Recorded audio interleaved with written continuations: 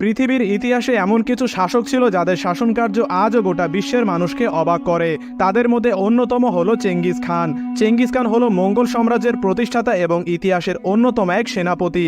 তিনি তার বুদ্ধিমত্তা ও শক্তিমত্তায় মঙ্গোলীয়দের সাথে নিয়ে ইতিহাসে সর্ববৃহৎ সাম্রাজ্য মঙ্গল সাম্রাজ্য গড়ে তোলেন। চেঙ্গিস খান মঙ্গোলিয়ার বর্জিগিন বংশে জন্মগ্রহণ করেন।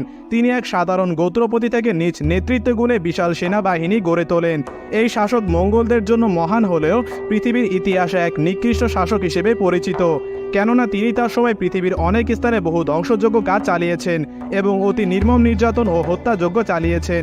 তার সময় তিনি বহু মানুষকে নির্বিচারে হত্যা করেছেন, তাই তাকে রক্তপিপাসু শাসকও বলা হয়। সম্মানিত দর্শক, ইতিহাসে পৃথিবীর এই পর্বে আমরা জানতে চলেছি পৃথিবীর ইতিহাসে এক নিকৃষ্ট শাসক চেঙ্গিস খান সম্পর্কে বিস্তারিত।